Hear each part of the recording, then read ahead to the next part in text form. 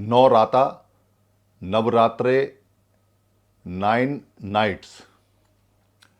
बुद्ध के बाद लोग कैसे इन नवरात्रों को, नवरात्रों को कैसे मनाते थे और ये क्या परंपरा पाली में बुद्ध के बाद आरंभ हुई और कैसे इसको मनाया जाता था, ये एक बहुत ही सिंपल सा प्रोसेस रहा है। जो नवरात्रे हैं, नवरात्रों का मतलब है 9 नाइट्स, यानी 9 रातें, 9 रत्ती या नवरत्ती या 9 रातें, रात्रि। 9 रातें, 9 रात्रि जो विशेषकर अमावस के बाद आती हैं, यानी कि अमावस के बाद पहला दिन, फिर दूसरा दिन, द्वितीया, तृतीया, चतुर्थी, क्योंकि ये चलती हैं पूर्णमासी तक। और पूर्णमासी के बाद फिर 1, 2, 3, 4 आरंभ होता है। पहले महीना ऐसे ही गिना जाता था, बुद्ध से पहले और बुद्ध के काफ़ी बाद तक भी यही कैलेंडर था भारत का। पहले भारत नहीं था, महाभारत था, और महाभारत से पहले 16 महाजनपद थे। बुद्ध के समय तक 9 रातें या उससे पहले नवरात्रि का कहीं कोई जिक्र या कहीं कोई कार्यक्रम नहीं दिखाई देता। हर महीने आप 2 बार 9 रातें गिन सकते हैं, पर खास तरह की जो 9 रातें जिनको हम फेस्टिवल के रूप में मनाते हैं या उत्सव के रूप में मनाते हैं, ये लगभग 4 बार आती हैं। और 2 बार जो आती हैं गर्मियों की और सर्दियों की, वो प्रमुख है, और उसमें भी जो सर्दियों वाली हैं वो ज़्यादा प्रमुख हैं। अगर आप देखोगे तो गर्मियों की और सर्दियों की जो नवरात्रें हैं, उनके अंदर फसल बोने का, फसल काटने का समय होता है। फसल से संबंधित ये बातें होती हैं और मौसम बदलने से संबंधित। मौसम भी बदलता है, जलवायु बदलती है, तापमान बदलता है और पानी बंद हो जाता है, गर्मी पड़नी शुरू हो जाती है, ठंड पड़नी शुरू हो जाती है, यानी मौसम में बदलाव होता है, रात दिन में फ़र्क होता है और फसलों का बोना या काटना आरंभ होता है। तो ये जो सर्दियों की नवरातें हैं, सर्दियों की नवरातें आरंभ होती हैं वर्षावास से। वर्षा यानी वुट्ठी, जिसको हम वर्षा बोलते हैं संस्कृत भाषा में। पुराने समय इसको वुट्ठी बुला करते थे, फिर वर्षा बोलते थे, पर संस्कृत भाषा में इसको वृष्टि बोलने लगे या वर्षा बोलने लगे। शय शब्द षटकोण वाला या आधा रे जो वर्षा में लगता है, ये पाली का शब्द नहीं है, पुरानी भाषा भारत की नहीं है, ये संस्कृत है, बदली हुई भाषा है जो बाद में आई। पुराने समय में इसको वुट्ठी बुला करते थे। तो जो महीने पुराने रहे हैं, उनमें बारिश के महीने आषाढ़ से आरंभ होते थे। आषाढ़ मतलब जिसको बाद में बदलकर आषाढ़ किया गया। मैंने पहले भी बताया था कि षटकोण वाला शय भी पाली का नहीं है। आषाढ़ का मतलब होता है मूसलाधार बारिश, टोरेंट, लगातार बारिश, मूसलाधार। तो जो आषाढ़ का महीना है उसमें मूसलाधार बारिश पहले समय में आरंभ होती थी और उसको चौमासा, चतुर्मास या उसको 4 मास बुला करते थे बारिश के। आषाढ़, सावन, भद्रपाद और अस्सयुज। अस्सयुज को बाद में अश्विन कहने लगे, या इसको बोलते हैं क्वार। ये महीनों के नाम हुआ करते थे। जून, जुलाई, अगस्त, सितंबर तो बहुत बाद के नाम पड़े हैं, जब ये इंग्लिश लोग आए और इंग्लिश कैलेंडर पूरी दुनिया में मान्य हुआ। पर पाली के ये नाम ओरिजिनल हैं, जिसमें आषाढ़ का मतलब मूसलाधार बारिश है, और जो भद्रपाद है, भद्रपाद का मतलब है भद्र लोगों का, अच्छे लोगों का पदापरण, यानी पद पढ़ना। और जो उसके बाद आता है असयुज, सावन आता है। सावन का मतलब होता है घोषणा, यानी कि जो धम्म की घोषणा हो रही है, धम्म को सुनना है। सवन माने सुनना होता है और सावन माने होता है घोषणा, यानी घोषणा को सुनना। तो आषाढ़, सावन और असयुज। असयुज का मतलब होता है जो श्राव होते हैं, यानी कि जो गंदगी होती है मन की, उसके योगों को हटाना। ए साव युज, यानी उस जितना भी जमा हुआ है गंदगी मन के अंदर, राग द्वेष की, उसको हटाना। तो आषाढ़ के अंदर जब बारिश पड़ती है तो बुद्ध के बाद एक परंपरा बनी कि जो लोग लोगों को प्राकृतिक नियम और धर्म सिखाया करते थे, वो लोग बारिश में कहीं आ जा नहीं सकते थे। इसलिए चतुर्मास 4 महीने का वो विश्राम करते थे और अपने आप को शुद्ध करते थे, एक जगह रुकते थे और वहीं के लोगों को वो सिखाया करते थे धम्म की बातें और उनके सवाल जवाब। वहाँ जब वो सारे लोग रुका करते थे तो उनके खाने पीने की व्यवस्था लोगों को करनी होती थी, क्योंकि नियम ये था कि भिक्खु हैं या भिक्खुणी हैं, यानी जो प्रचारक हैं धम्म के, बुद्ध के, जानकारी फैलाने वाले लोग धम्म की, वो खाना पका नहीं सकते, वो खाना उगा नहीं सकते। उनको लोगों के द्वारा दिए हुए खाने पे ही रहना होगा, और वो भी एक टाइम का खाना दोपहर 12 बजे से पहले। आज के समय तब तो 12 नहीं हुआ करते थे, तब बोलते थे जो पहर होता है, यानी 2 पहर वाला, पहला पहर और दूसरा पहर, तो 2 पहर के बाद खाना नहीं खा सकते। वो बिहार में रहते थे या जो जगह उनको मिलती थी उसको बिहार बोला करते थे, वहाँ वो लोग रहते थे। पुराने समय में इस बिहार को आराम बोला करते थे। आराम यानी जहाँ भिक्खु रमन करते हैं, और जो लोग वहाँ रमन करते थे उनको राम बोला करते थे, और जो महिलाएं रमन करती थीं उनको रामरी बोला करते थे। तो वत्सावास के समय, वर्षा के समय, उट्ठी के समय लोग उनको खाना देते हैं। तो खाना देने के नियम हैं। जो अभी जिसको आप साध के नाम से जाते हैं, साध के समय फैमिलियां अपनी अपनी ड्यूटी देती थीं। उनके दिन बटे हुए थे, प्रतिपदा यानी पहला दिन महीने का, द्वितीया, तृतीया, चतुर्थी, पंचमी, छठ, सप्त, जिस जिसका है, और वो अपने जो माता हैं, जो पिता हैं, ये जो जिसको पितर बोलते हैं, पितर का मतलब बाद में बदला गया है। उस समय जो हमारे महापुरुष हुआ करते थे, महापौरुष, तो उनको हम महिला और जो नर हैं, यानी नर और नारी दोनों ही महापुरुष होते थे, उनको याद करते थे, उनकी बातें याद करते थे, उनको साधते थे, उनकी बातों को साधना करते थे। और जिसका नंबर आता था, यानी जिसके माता पिता का देहांत महीने के जिस दिन हुआ है उस दिन वो खाना बनाता था, और सभी तरह के लोग खाना बनाकर बिहार में भिक्खुओं को दिया करते थे, और वहाँ जाकर वो अपने बाल मुड़ाते थे और वहाँ साधना करते थे और तप करते थे और इसको सीखते थे। ये 16 दिन चलता था। इसको पितृपक्ष बोला करते थे। पितृपक्ष का मतलब है काला पक्ष, यानी कि जब चंद्रमा घटना शुरू होता है अमावस्या तक।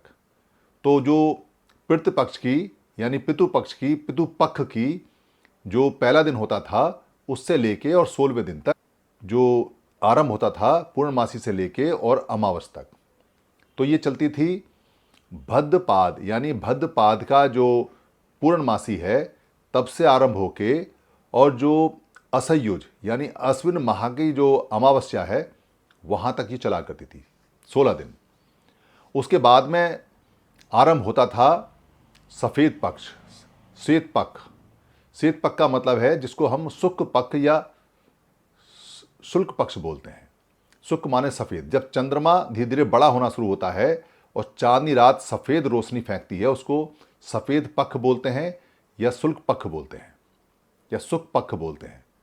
तो जो पखवाड़ा होता है, पक्ष का मतलब पखवाड़ा, 15 दिन, उसमें सारे के सारे जो लोग हैं, नर हैं, वो ये देखते थे कि अब हमारा जो बीज बोने का समय है, क्योंकि रबी की फसल का बोने का समय आ गया है।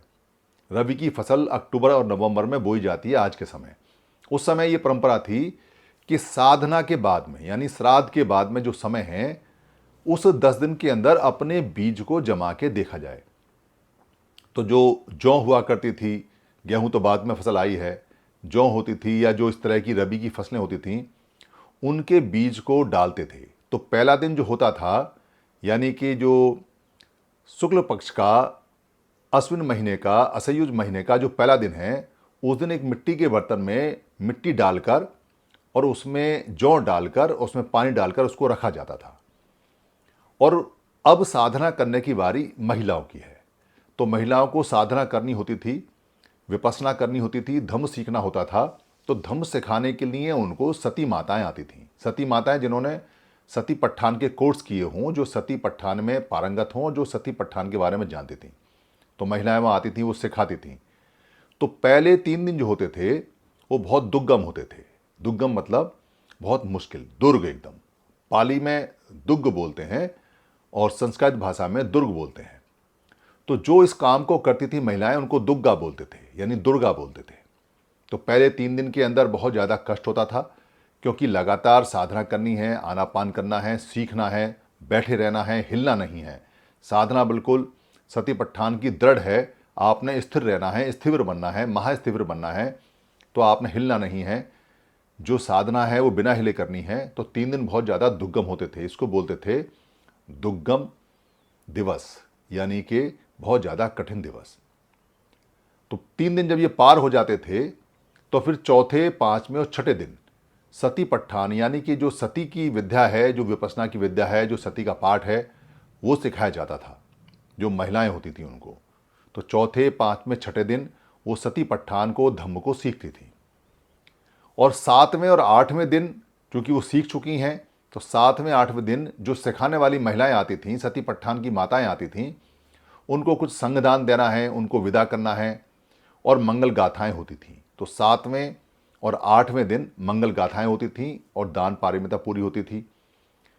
8वें दिन के बाद जो 9वां दिन आता था, 9वें दिन जो घर की ऐसी महिलाएं होती थीं, बेटियां होती थीं जिनकी शादी नहीं हुई है, जो नवयौवनाएं हैं, उन सबको इकट्ठा किया जाता था और उनको इकट्ठा कर कर उनको साधना का एक दिन सिखाया जाता था, ताकि वो जब शादी होकर जाएं तो इस साधना को सीखें और वहां पर करें। तो उनको बुलाया जाता था। आज के समय हम बोलते हैं कि कन्या की पूजा की गई है, कन्या पूजा बोलते हैं, पर पूजा का मतलब पाली में होता है पीले वस्त्र वाले, पीले कपड़े वालों को जानना, यानी जो भिक्षुणी हैं उनको जानना, जो वो बता रही हैं उनको जानना, उसको पूजा बोलते थे पुराने समय में। तो उनको बुलाया जाता था, उनको खाना खिलाया जाता था, उनकी खातिरदारी की जाती थी, उन बच्चियों को, उन लड़कियों को सिखाया जाता था कि कैसे साधना करनी है। एक दिन का कोर्स उनका होता था। 9 दिन ये पूरे हो जाते थे। ये 9 दिन और 9 रातें कार्यक्रम चलता था, इसलिए इसको 9 रातें बोलते हैं, 9 रत्ती बोलते हैं। और 10वें दिन विजयदशमी, यानी कि हमने बुराइयों पर विजय प्राप्त कर ली है, विजयदशमी है, ये एक उत्सव के रूप में बनता था। इसकी विस्तृत चर्चा हम बाद में करेंगे जब दशहरा की वीडियो आपको बना के देंगे, क्योंकि पूरे देश में ये मान्यताएं चलती हैं कि दशहरा कितना प्रमुख फेस्टिवल है, उत्सव है और क्यों है। तो जितनी भी माताएं हैं, तो बहुत सारी जो महिलाएं हैं वो बुद्ध के परिवार से रही हैं। इनमें सबसे जो प्रमुख रही हैं वो प्रजापति गौतमी रही हैं। प्रजापति गौतमी ने बहुत कठिनाई के साथ में, बहुत जिद्द के साथ में धम्म को सीखा। बुद्ध ने मना कर दिया था क्योंकि वो महिलाओं को ये मानते थे कि महिलाएं थोड़ी सी सती पट्ठान में या कोई दृढ़ अधिष्ठान करने के लिए थोड़ा सा अनुकूल नहीं है, उनका जो शरीर है वो अनुकूल नहीं है। पर प्रजापति गौतमी ने कठोरता से जब अपना परिचय दिया और बताया कि मेरा निश्चय दृढ़ है, तो बुद्ध को उन्हें सिखाना पड़ा और पहली महिला वो बनी। उसके बाद में भिक्षुणी संघ बना। उनके परिवार में जो नंदा थी और जो महिलाएं थीं वो सारी की सारी आईं। उनकी पत्नी जो कात्यायन, जिनको कात्यायन बोलते हैं, वो भी आईं और उन्होंने भी सीखा। तो इसमें जो सती माताओं के नाम हैं और जो देवियों के नाम हैं, वो लगभग वही नाम हैं जो बुद्ध के परिवार में और बाकी महिलाएं जो आईं और जो बाद में सती पट्ठान करने के लिए बहुत सारी महिलाएं आईं, उनको देवी के नाम से, देवी मतलब जो इस प्रकार ज्ञान को देती हैं, जो इस प्रकार ज्ञान को फैलाती हैं, उनको देवी बोलते हैं।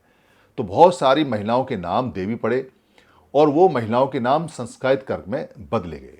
शाक्य कुमारी, शाक्य कुमारी जो शाक्य कुल के अंदर कुमारी लड़कियां थीं, जिन्होंने धम्म सीखा और सिखाया, जिन्होंने शादियां नहीं की और पूरे जीवन लगाया, उनको शाकुंभरी के नाम से जानते हैं।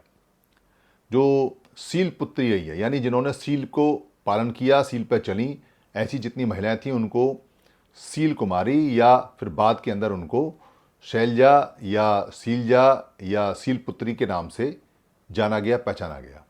बहुत सारे लोगों ने महामाया के नाम से नाम रखे, माया योग या महामाया। ऐसी बहुत सारी हैं जो दंत देवी या दंतेश्वरी हैं या महामाया हैं या सती हैं या शीतला हैं, शीतल वाली हैं, या शांत हैं, या जो अलग अलग तरह की नाम से, जिनको चामुंडा, चंडी, ये बहुत सारे नाम हैं। जहाँ जहाँ आपको कहीं भी अगर सती माता का या सती देवी का कोई मंदिर मिलता है तो वो कोई ना कोई सती पट्ठान से संबंधित महिला रही हैं, उनका इतिहास वहीं से आया हुआ है।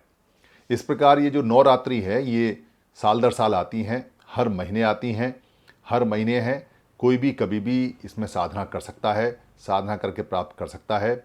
9 दिन के बाद में 10वें दिन देखते हैं कि जो जौ हैं या जो रबी की फसल के बीज हैं वो उगे या नहीं उगे। अगर वो उगे हुए होते हैं तो उसी बीज को बाद में खेतों में चलाया जाता है, क्योंकि महिलाएं इधर सती पट्ठान करती हैं, महिलाएं इधर नवरात्रि का जो कार्यक्रम है वो करती हैं, साधना करती हैं, और नर जितने भी होते हैं वो सारे के सारे खेतों में मिट्टी को पलटते हैं, क्योंकि मिट्टी को पलटने के लिए 2 बार जरूरी होता है। बेसिकली ये एक म्यूचुअल अंडरस्टैंडिंग का कार्यक्रम है जो साल दर साल चलता है। मल की जितनी बुराइयां हैं, शरीर की जितनी बुराइयां हैं, पहले नर निकालते हैं श्राद्ध के अंदर और बाद में नारियां निकालती हैं, और इस प्रकार वो सारे के सारे अपने मन से जितने भी पाप कर्म हैं उनको निकाल के और शुद्ध कर्म में आ जाते हैं। ये सारी की सारी साधना नवरात्रों की या साधना या श्राद्ध की बुद्ध के बाद आरंभ हुई, जो आज तक भी पूरे भारत में चलती है। यही उसका प्रयोजन था और यही हमको करना चाहिए। संघं नमामि, संघं नमामि, संघं नमामि।